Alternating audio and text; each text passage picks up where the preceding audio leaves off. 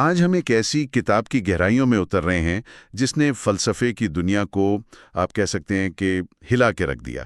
Frederick نیچے کی زرتشت نے یوں کہا۔ ہمارے پاس اس کتاب کے پہلے حصے یعنی صفحہ 29 سے 112 تک کی تحریریں موجود ہیں۔ بالکل، یہ ایک واقعی غیر معمولی اور چیلنجنگ کتاب ہے۔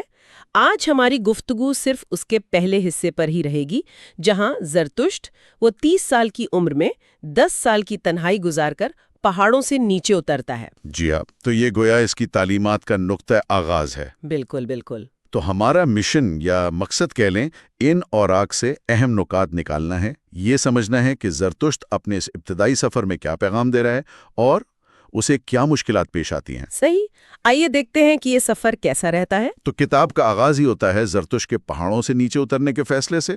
وہ کہتا ہے کہ میں اپنی حکمت سے اکتا گیا ہوں۔ ہاں، وہ شہد کی مکھی کی مثال دیتا ہے کہ جیسے اس نے بہت زیادہ شہد جمع کر لیا ہو اور اب اسے بانٹنا چاہتا ہے، سورج کی طرح نیچے جانا چاہتا ہے۔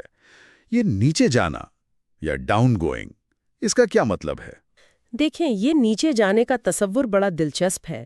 یہ صرف جسمانی طور پر پہاڑ سے اترنا نہیں ہے۔ اچھا، یہ اصل میں اپنی دانش کی بلندی سے، اپنی تنہائی سے نکل کر انسانیت کے درمیان آنا ہے، اپنی بصیرت کو بانٹنا ہے، شاید اپنی برتری کو ایک طرف رکھنا ہے۔ یعنی ایک قسم کی قربانی؟ ہاں، کہہ سکتے ہیں، خود کو گھٹانے یا تقسیم کرنے کی تیاری۔ راستے میں اس کی ملاقات ایک بوڑھے سنت سے ہوتی ہے۔ یہ بھی بڑا دلچسپ مکالمہ ہے۔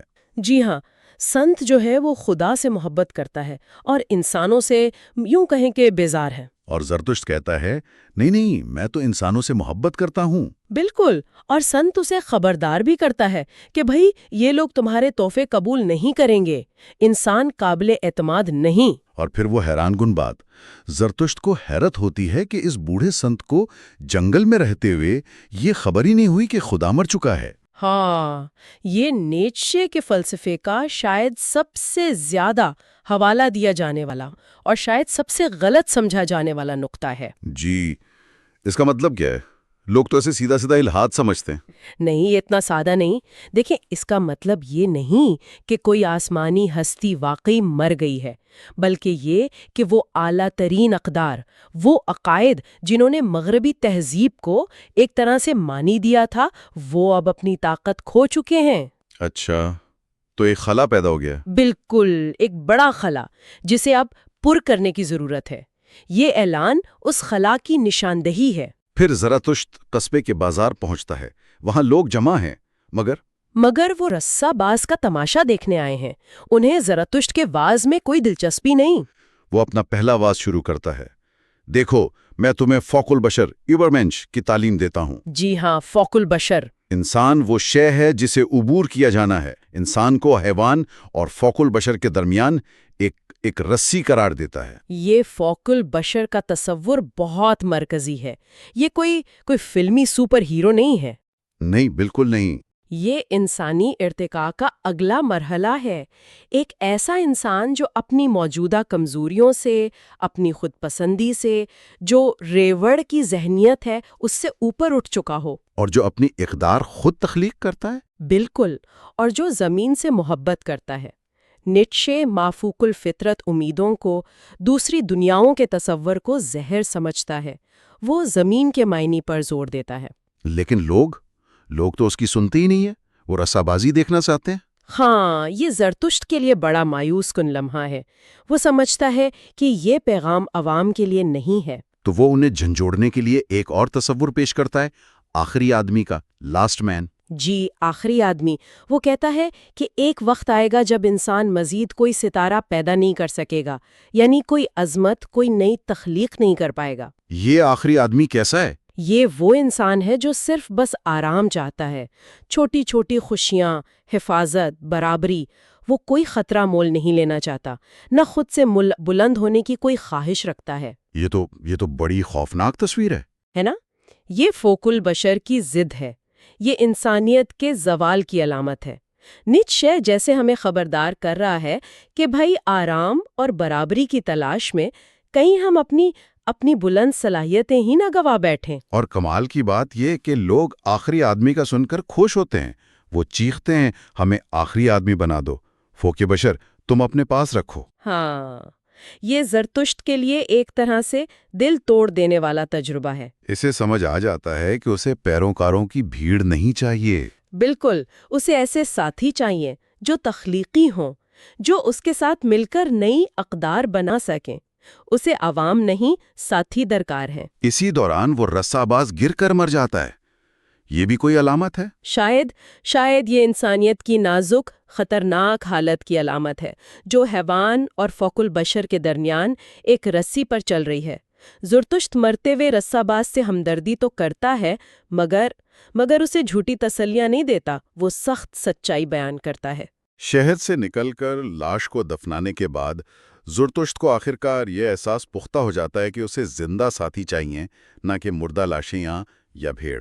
جی، اور تبھی اس کے دو جانور نمودار ہوتے ہیں، عقاب اور سانپ۔ عقاب یعنی غرور اور سانپ یعنی حکمت۔ ہاں، ان کا امتزاج بہت اہم ہے، غرور یا خود اعتمادی لیکن حکمت کے ساتھ۔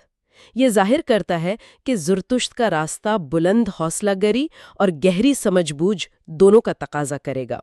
اب وہ عوام کو نہیں بلکہ ان چنے ہوئے لوگوں کو تعلیم دے گا جو اس کے ساتھی بننے کی صلاحیت رکھتے ہیں۔ اچھا، تو دیباچے کے بعد پھر زرتشت کے خطبات شروع ہوتے ہیں۔ پہلا ہی خطبہ بہت مشہور ہے، روح کی 3 تبدیلیاں۔ جی ہاں، The 3 Metamorphoses۔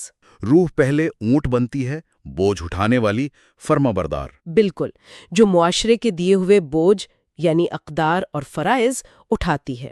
پھر وہ شیر بنتی ہے، آزادی کی طلبگار، جو کہتی ہے میں چاہوں گا۔ ہاں، شیر بغاوت کرتا ہے، وہ تجھے چاہیے یعنی روایتی اقدار سے لڑتا ہے اور اسے مار گراتا ہے، وہ آزادی حاصل کرتا ہے۔ لیکن شیر صرف انکار کرنا جانتا ہے۔ ہاں، وہ تخریب تو کر سکتا ہے مگر تخلیق نہیں کر سکتا، اس لیے تیسری تبدیلی ضروری ہے۔ بچہ بننا؟ جی، بچہ، معصوم، بھول جانے والا، ایک نیا آغاز، ایک کھیل، ایک خود سے چلنے والا پہیہ۔ بچہ ایک مقدس ہاں کہنے والا ہے۔ یعنی وہ نئی اقدار تخلیق کرتا ہے۔ بالکل، وہ کھیل کھیل میں دنیا کو نئے معنی دیتا ہے۔ فوق البشر تک پہنچنے کے لیے ان تینوں مراحل سے گزرنا ضروری ہے، اونٹ کا بوجھ اٹھانا، شیر کی طرح آزادی حاصل کرنا اور پھر بچے کی طرح تخلیق کرنا۔ بچہ بننا یعنی تخلیقی قوت کا حصول آخری منزل ہے۔ اس کے بعد زرتشت کئی ایسے تصورات پر بات کرتا ہے جو روایتی اخلاقیات سے ٹکراتے ہیں، مثلا پسل دنیا والے۔ جی، اس میں وہ کہتا ہے کہ یہ جو دوسری دنیاؤں کے تصورات ہیں، جنت، دوزخ وغیرہ، یہ اصل میں جسم اور اس دنیا کی زندگی سے فرار ہیں۔ یہ دکھ، کمزوری اور تھکاوٹ کی پیداوار ہے۔ وہ جسم اور زمین کی بھرپور تصدیق کرتا ہے۔ بالکل، یہ نیچے کے فلسفے کا ایک مرکزی نقطہ ہے، زندگی کی تصدیق، لائف ایفرمیشن۔ وہ کہتا ہے جسم ایک عظیم تر حکمت ہے۔ روح سے بھی زیادہ؟ ہاں، اس کے نزدیک روح یا شعوری ذہن جسم کا ایک چھوٹا سا آلہ ہے۔ اصل حقیقت نفس، سیلف ہے جو جسم میں بستا ہے۔ یہ ہماری بنیادی زندگی کی قوت ہے۔ جسم سے نفرت کرنا دراصل زندگی سے ہی انکار کرنا ہے۔ پھر ایک اور جگہ بازار کی مکھیوں میں وہ تنہائی کی اہمیت پر بہت زور دیتا ہے۔ جی، بازار سے یہاں مراد صرف مارکیٹ نہیں بلکہ عوامی زندگی، سیاست، شہرت اور وہ کلچر جہاں سطحی پن اور شور شرابہ غالب ہے۔ اور مکھیاں کون ہیں؟ وہ چھوٹے لوگ ہیں، حاسد، بدلہ لینے والے، جو عظمت کو برداشت نہیں کر سکتے۔ وہ بھن بھنا کر تخلیقی روح کو پریشان کرتے ہیں۔ زرتشت کہتا ہے کہ حقیقی تخلیق کار کو اس شور سے دور تنہائی میں پناہ لینی پڑتی ہے، ورنہ یہ مکھیاں اسے ڈنک مار مار کر ختم کر دیں گی۔ بالکل، یہ تنہائی کوئی سزا نہیں بلکہ تخلیق کے لیے ایک ضروری حفاظتی حصار ہے۔ ریاست پر بھی اس کی تنقید بہت سخت ہے، نیا بت دا نیو آئیڈل والے خطبے میں۔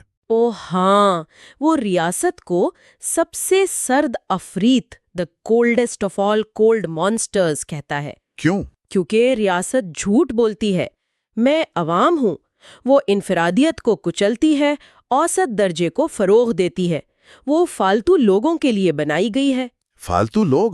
یہ کیا مطلب؟ یعنی وہ لوگ جن میں اپنی انفرادیت یا عظمت کی کوئی تڑپ نہیں، جو بس بھیڑ کا حصہ ہے۔ نیچے سمجھتا ہے کہ جدید ریاست عظیم روحوں کو بھی اپنے مقاصد کے لیے استعمال کرتی ہے اور ایک طرح کی سست خودکشی کی حوصلہ افزائی کرتی ہے۔ سست خودکشی؟ ہاں، جہاں لوگ اپنی انفرادیت کھو کے ریاست کی مشین کا ایک بے جان پرزہ بن جاتے ہیں۔ زرتش کہتا ہے جہاں ریاست ختم ہوتی ہے وہاں وہ انسان شروع ہوتا ہے جو فالتو نہیں ہے۔ واہ! اچھا، دوستی کے بارے میں بھی اس کا نظریہ بڑا الگ ہے۔ جی ہاں، دوست والے خطبے میں وہ کہتا ہے کہ دوست صرف وہ نہیں جو آپ سے ہمدردی کرے، بلکہ وہ تمہارا بہترین دشمن بھی ہو سکتا ہے۔ یعنی وہ جو تمہیں چیلنج کرے، تمہاری کمزوریوں کی نشاندہی کرے، تمہیں بلندی کی طرف دھکیلے۔ یہ تو بہت مشکل دوستی ہوئی۔ بالکل، یہ آرام دہ رفاقت نہیں ہے، یہ ایک ایسی شراکت ہے جس میں ایک دوسرے کو مسلسل بہتر بنانے کی کوشش شامل ہو۔ اور اس میں نیچے کے زمانے کے صنفی کرداروں پر تنقید بھی ہے کہ نہ مرد پوری طرح اس دوستی کے قابل ہیں، نہ عورتیں۔ وہ عورت کو اس وقت تک صرف محبت کے قابل سمجھتا ہے، دوستی کے نہیں۔ یہ تو متنازع بات ہے۔ ہاں، نیچے کے خیالات اکثر متنازع ہوتے ہیں، ہمیں انہیں اس کے فلسفے کے مجموعی تناظر میں دیکھنا چاہیے۔ ٹھیک ہے، پھر اقدار کے بارے میں 1001 مقاصد میں وہ کیا کہتا ہے؟ اس میں وہ کہتا ہے کہ ہر قوم نے، ہر ثقافت نے اپنی بقا اور اپنی ارادہ قوت ول ٹو پاور کے تحت اپنی اقدار یعنی اچھائی اور برائی کے پیمانے خود بنائے ہیں۔ یعنی کوئی آسمانی یا آفاقی اخلاقیات نہیں ہے؟ نیچے کے نزدیک نہیں، اقدار انسانی تخلیقات ہیں۔ ارادہ قوت وہ بنیادی زندگی کی ڈرائیو ہے جو ہر وجود کو پھیلنے، غالب آنے اور خود کو ظاہر کرنے پر اکساتی ہے۔ اسی قوت کے تحت اقدار تخلیق ہوتی ہیں۔ تو کیا تمام اقدار برابر ہیں؟ نہیں، وہ یہ نہیں کہہ رہا۔ وہ کہہ رہا ہے کہ اقدار کا سرچشمہ انسان ہے، اور چونکہ پرانی اقدار جو خدا پر مبنی تھیں اب کمزور ہو چکی ہیں، خدا مر چکا ہے، اس لیے اب نئی اقدار تخلیق کرنے کی ضرورت ہے۔ اور یہ کام کون کرے گا؟ فوق البشر؟ بالکل، یہی فوق البشر کا کام ہے۔ اور پھر وہ حصہ اول کے آخر میں عطا کرنے والی نیکی، the giving virtue کا تصور پیش کرتا ہے۔ یہ کیا ہے؟ یہ اس کی نئی اخلاقیات کا نچوڑ ہے؟ ہاں، بڑی حد تک۔ یہ روایتی نیکی سے بہت مختلف ہے۔ روایتی نیکی اکثر کمزوری یا فرض یا دوسروں کی رائے پر مبنی ہوتی ہے۔ اور یہ عطا کرنے والی نیکی؟ یہ اس روح کی نیکی ہے جو اتنی لبریز، اتنی طاقتور ہے کہ وہ اپنی دولت، روحانی دولت، بانٹے بغیر رہ ہی نہیں سکتی۔ یہ ایک طرح کی مقدس خود غرضی یعنی ہولی سیلفشنس ہے۔ خود غرضی اور مقدس؟ یہ کیسے؟ یعنی پہلے خود کو اتنا بھرپور، اتنا مکمل بنانا کہ تم دوسروں کو عطا کرنے کے قابل ہو جاؤ۔ یہ اس بیمار لینے والی خود غرضی کے بالکل الٹ ہے جو صرف مانگتی ہے۔ یہ عطا کرنے والی نیکی زمین سے، زندگی سے محبت کا نتیجہ ہے۔ یہ بہت گہری بات ہے۔ اچھا، اور سب سے آخر میں جب اس کے شاگرد اسے الوداع کہتے ہیں، وہ انہیں ایک بہت عجیب حکم دیتا ہے۔ جی ہاں، وہ کہتا ہے کہ اب تنہا جاؤ اور مجھ سے، زوراتشش سے بچو۔ مجھ سے بچو؟ ہاں، وہ کہتا ہے مجھ پر یقین کرنے سے انکار کرو۔ استاد کا برا بدلہ یہی ہے کہ آدمی ہمیشہ شاگرد ہی رہے۔ یعنی وہ نہیں چاہتا کہ لوگ اس کی پوجا کریں؟ بالکل نہیں، وہ چاہتا ہے کہ اس کے شاگرد خود تخلیق کار بنے، اپنی راہ خود تلاش کریں۔ وہ انہیں حکم دیتا ہے کہ وہ اسے کھو دیں تاکہ وہ خود کو پا سکیں۔ یہ تو کمال ہے نا؟ حقیقی استاد وہی ہے جو شاگرد کو اپنی بیساکھیوں سے آزاد کر دے۔ وہ کہتا ہے کہ میں تمہارے پاس تبھی واپس آؤں گا، دوست کے طور پر، ایک امید کی اولاد کے طور پر، جب تم سب میرا انکار کر دو گے، یعنی جب تم خود مختار ہو چکے ہوگے۔ عظیم دوپہر کے لیے تیار۔ بالکل، جب فوق البشر کا ظہور ممکن ہوگا۔ تو اگر ہم خلاصہ کریں، زرتشت نے یوں کہا کا پہلا حصہ، یہ زرتشت کی واپسی ہے، فوق البشر اور آخری آدمی جیسے بنیادی تصورات کا تعارف ہے۔ جی، اور روایتی اخلاقیات، مذہب، ریاست پر شدید تنقید ہے۔ اور سب سے بڑھ کر زندگی، جسم اور زمین کی بھرپور تصدیق۔ بالکل، یہ ایک ایسے سفر کا آغاز ہے جو فرد کو خود پر قابو پانے، اپنی اقدار خود تخلیق کرنے اور بالآخر عطا کرنے والی نیکی کے ذریعے فوق البشر کی طرف بڑھنے کی دعوت دیتا ہے۔ مرکزی خیالات واضح ہیں، خدا کی موت کے بعد پیدا ہونے والے خلا کو پر کرنا، زمین کو اہمیت دینا، فوق البشر کو مقصد بنانا۔ ہاں، اور خود پرستی اور ریوڑ کی ذہنیت کو رد کرنا اور تخلیقی زندگی سے بھرپور نیکی کو اپنانا۔ اور یہ یاد رکھنا کہ یہ راستہ آسان نہیں ہے، اس میں تنہائی ہے، جدوجہد ہے، خود کو بار بار عبور کرنا شامل ہے۔ زرتشت کا اپنے شاگردوں کو یہ کہنا کہ میرا انکار کرو تاکہ خود کو پا سکو، یہ بات واقعی سوچنے پر مجبور کرتی ہے کہ حقیقی علم اور انفرادی ترقی کا راستہ کتنا ذاتی اور کتنا کٹھن ہوتا ہے۔ شاید کسی بھی عظیم استاد یا نظریے کی پیروی کا آخری مقصد یہی ہوتا ہے کہ ہم اس سے بھی آگے نکل جائیں۔ یہ سوال واقعی غور طلب ہے۔